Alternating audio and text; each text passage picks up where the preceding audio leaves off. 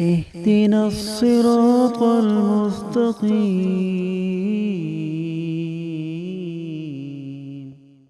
اعوذ باللہ من الشیطان الرجیم. بسم اللہ الرحمن الرحیم. خلاصہ سورۃ آل عمران. توحید کے دلائل واضح ہیں، مان کر اسی اللہ وحدہ کو پکارا کرو. منکر کو سزا ملے گی. جو کہو ہماری کتب میں عیسیٰ کو ابن اللہ لکھا ہے، تو جواب یہ ہے کہ کلام اللہ میں متشابہات بھی ہوتے ہیں جن کے معانی محکمات کے موافق لینے برحق ہیں اور محکمات کے مخالف لینے میں کفر ہے، اور عیسیٰ ابن اللہ اسی قبیل متشابہات سے تھا. اب صحیح جواب ملنے کے بعد مسئلہ مان لو، ضد نہ کرو، ورنہ دنیا و آخرت میں خوار ہوگے. اور مال و اولاد کچھ کام نہ آئیں گے. جیسے فرعون تباہ ہوا، تم بھی مغلوب ہو کر جہنم جاؤ گے. اس مغلوبیت کا ایک نمونہ تم نے بدر میں تو دیکھ ہی لیا کہ کس طرح اللہ نے مٹھی بھر مسلمانوں کو دشمنوں کی نظر میں جم غفیر دکھا کر فرشتوں کی جماعت کے ساتھ تائید فرما دی. کفار کو ناز تھا بیویوں، بیٹوں، سونے چاندی کے ڈھیر، پلے ہوئے گھوڑوں، چوپایوں اور کھیتیوں پر، مگر وہ کچھ کام نہ آئے.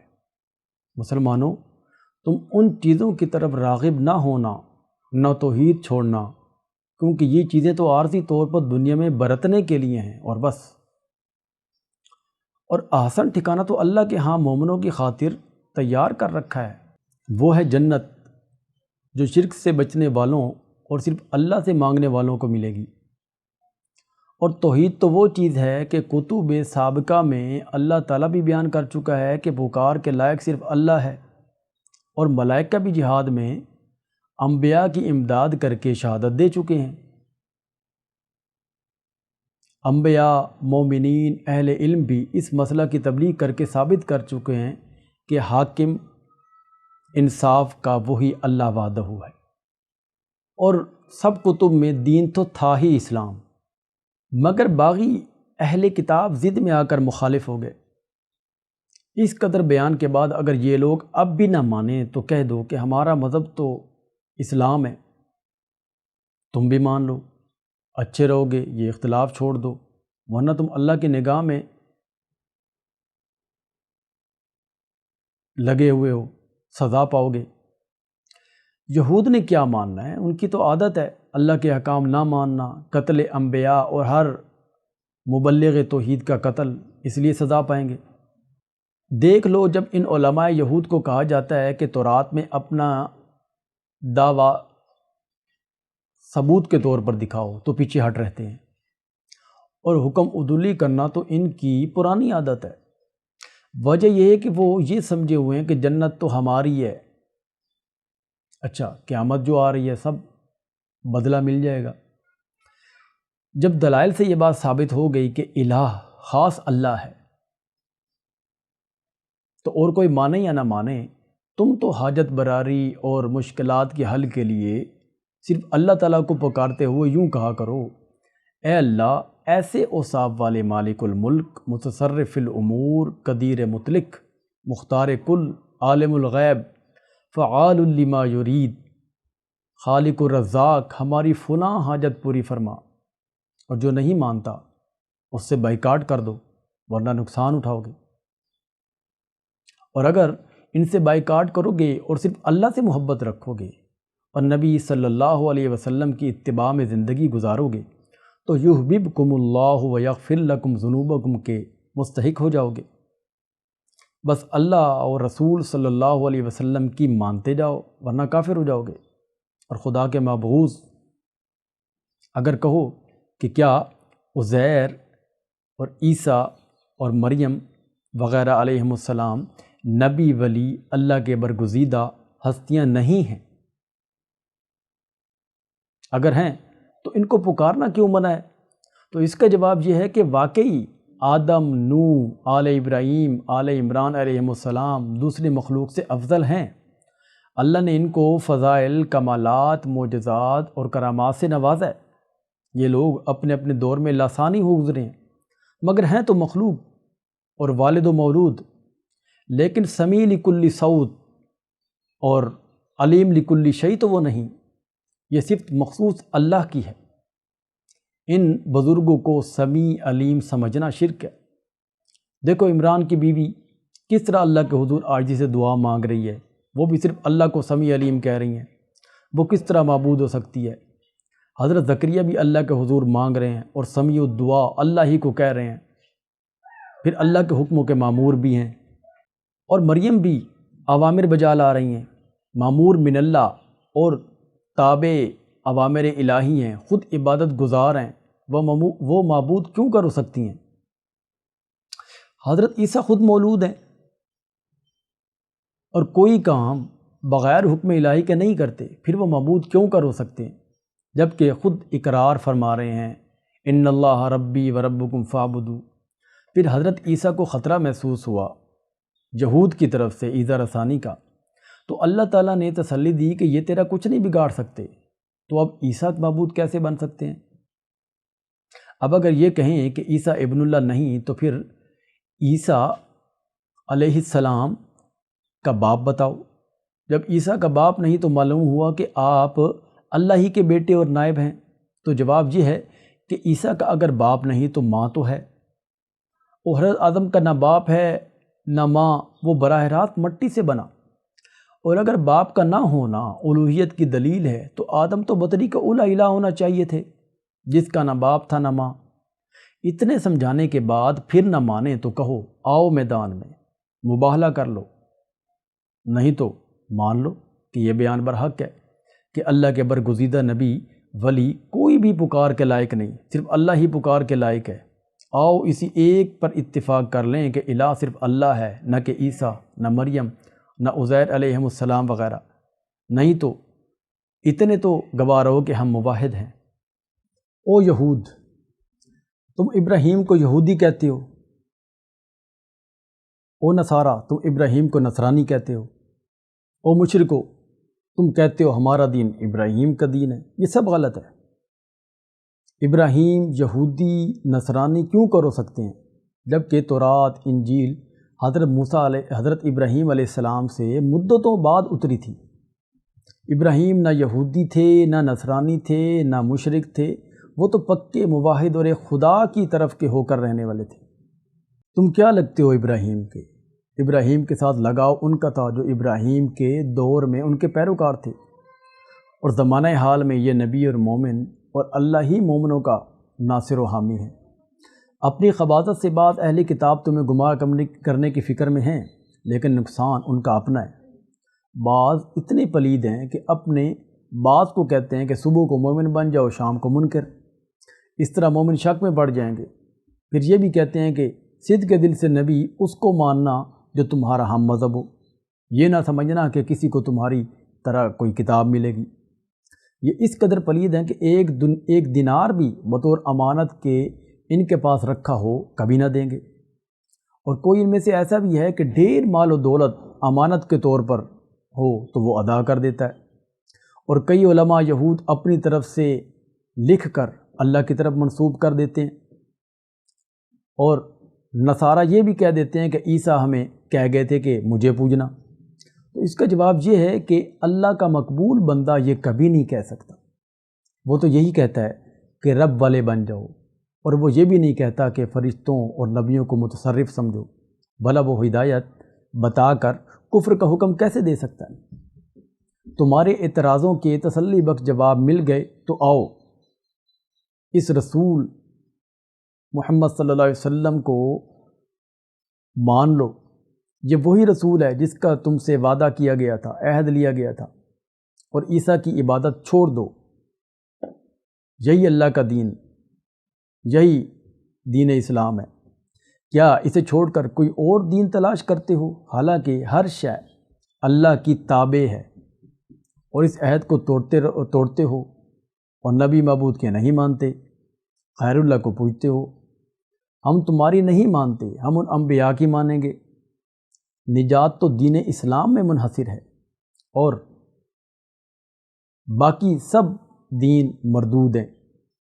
یہود اس رسول کو برحق مان کر پھر گئے، اگر توبہ نہ کی تو معذب ہوں گے، اگر سمجھانے اور شبہات کے دفعہ کے بعد بھی ضد پر قائم رہے تو توبہ کی ہمت بھی ان سے سلب کر لی جائے گی۔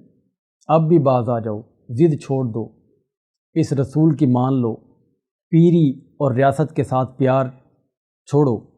البتہ تمہارے دل میں اس رسول کی رسالت کے بارے میں اگر تردد ہے کہ ہمارا مذہب ابراہیمی ہے جس میں اونٹ کا دودھ اور گوشت حرام ہے اور محمد صلی اللہ علیہ وسلم تو اسے حلال سمجھتے ہیں، تو یہ چیزیں ملت ابراہیمی میں حرام نہ تھیں، صرف یعقوب بن اسحاق بن ابراہیم نے کسی وجہ سے اپنے اوپر اونٹ کا گوشت حرام کر دیا تھا۔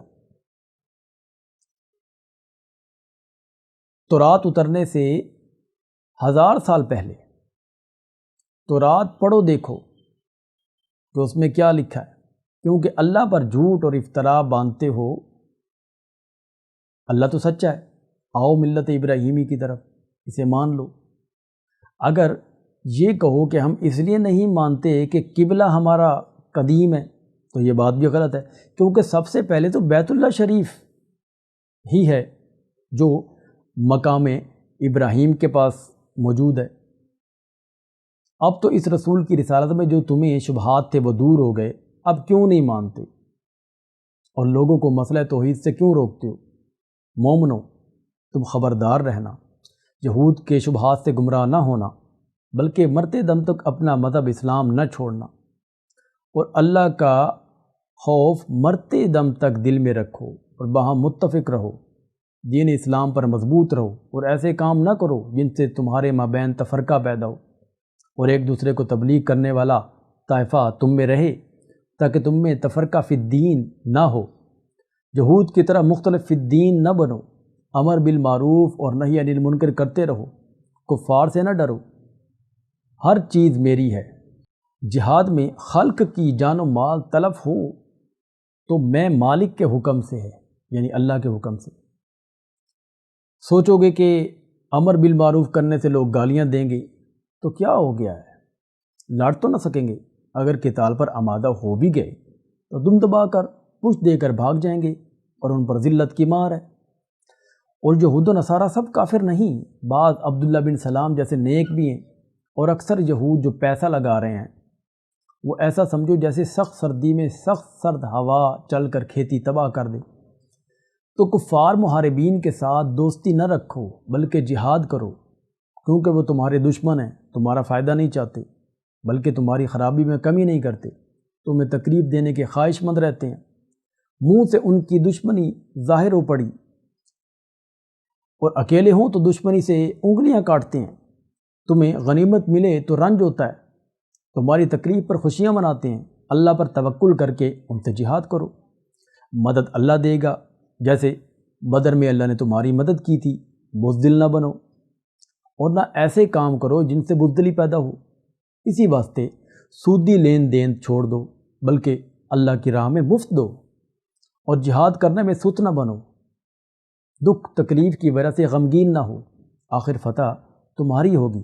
شرط یہ ہے کہ تم ایمان پر مضبوط رہو۔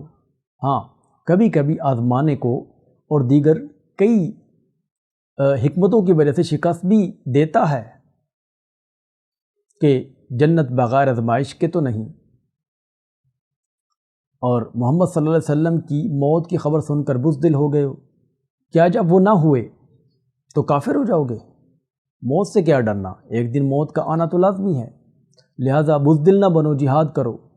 دیکھو پہلے دور میں جہاد کے اندر نبی بھی مرتے تھے تو ان کی قوم سست نہ ہوتی تھی بلکہ ثبات قدم اور نصرت علی الکفار کی دعائیں مانگتی تھی، لہذا تم بھی سست نہ بنو اور اللہ سے فتح و نصرت کی دعائیں مانگو، ان کی طرح تم بھی دین و دنیا میں کامیاب رہو گے۔ محسن بنو اور جہاد سے بزدل ہو کر کفار کے ساتھ صلح کا عہد نہ کر بیٹھنا بلکہ جہاد کرو، اللہ فتح دے گا اور کفار کے دلوں پر تمہارا رعب ڈال دے گا۔ اللہ کی ماننا، کافروں کی نہ ماننا، اب وہ خیال جو تمہارے دلوں میں گھوم رہا ہے کہ نبی جو سچے ہیں وہ تو فرماتے ہیں کہ نکلو جہاد کو فتح ہوگی، مگر فتح نہ ہوئی، یہ کیوں؟ تو اس کا جواب یہ ہے کہ نبی صلی اللہ علیہ وسلم کی صداقت میں کچھ شک نہیں، کیونکہ پہلے تو غلبہ تمہیں ہی ہوا تھا، پھر تمہارے ہی قصور سے شکست ہوئی، لیکن پھر بھی اللہ نے اونگ ڈال کر تمہارا غم دور کر دیا اور قصور معاف کر دیا۔ دراصل جنگ احد میں مسلمانوں نے حکم رسول کو چھوڑ دیا تھا، بھاگ گئے۔ یہ سب شیطان کی ذلت تھی جو ان کے گناہ کی شامت سے ہوئی۔ آئندہ کے لیے مومنوں جہاد سے سستی نہ کرنا، موت تو جہاد کے بغیر بھی آ سکتی ہے، پھر جو موت اللہ کے راستے میں آ جائے تو کیا کہنے، پھر بہشت میں جاؤ گے، لہذا تم قتال کرو اور بہشتی بنو۔ اے رسول صلی اللہ علیہ وسلم، آپ تو برحمت اللہ ان کو نرم دل نبی ملے ہو، اگر بالفرض آپ بد زبان یا سخت دل ہوتے تو یہ لوگ صحابہ کرام آپ کے ارد گرد سے کبھی کے منتشر ہو گئے ہوتے۔ لہذا آپ صلی اللہ علیہ وسلم اپنے اخلاق عالیہ سے کام لیتے ہوئے ان کا قصور معاف کر دیں اور انہیں مشوروں میں شامل رکھیں، پھر اللہ پر توکل رکھ کر کام شروع کر دیں، کیونکہ فتح و شکست اللہ ہی کے قبضے میں ہے، اور فتح دے تو شکست کوئی نہیں دے سکتا، جو اللہ شکست دے تو فتح کوئی نہیں دے سکتا۔ نبی تو اتنے اونچے اخلاق کے ساتھ متصف ہیں، مگر منافق اتنے گندے ہیں کہ ایسے نبی پر غلول کا الزام لگاتے ہیں۔ پیغمبر کا کام غلول نہیں ہے۔ منافق اس گندے الزام کی وجہ سے خود مغضوب ہو گئے۔ اللہ نے تو مومنین پر بہت بڑا احسان کیا کہ ایسا نبی ان کو دیا۔ ہاں، تو احد میں جو کچھ ہوا اس کی بابت سنو کہ رسول صلی اللہ علیہ وسلم نے جو وعدہ دیا تھا وہ سچا تھا، اور جو مصیبت تم پر آئی وہ تمہارے اپنے قصور کی وجہ سے آئی۔ نیز تمہارے آزمانے کو مومن کون ہے اور منافق کون ہے، جبھی تو منافق کے منہ سے نکلا کہ یہ تو خونخواری ہے، قتال تو نہیں۔ تم ان منافقین کی طرح نہ بنو، قتال کرو، موت سے نہ ڈرو۔ جو اللہ کی راہ میں مارا جائے گا اس کے لیے ابدی حیات ہوگی، اور جو قتال کریں گے ان کو اجر عظیم ملے گا، جیسے بدر صغرا والوں کو اجر ملا تھا۔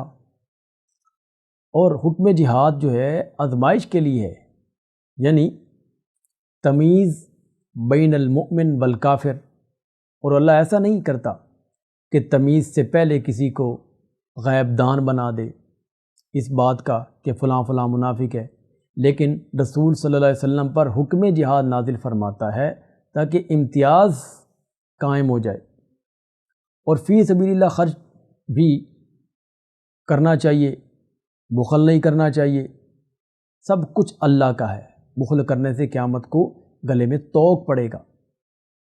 انفاق فی القتال کی بات ہوتی ہے تو یہود مذاق کرتے ہوئے کہتے ہیں کہ اللہ فقیر ہے، ہم اغنیاء ہیں۔ ان کی بات کا اللہ کو خوب علم ہے، ہم انہیں جلن کی مار دیں گے۔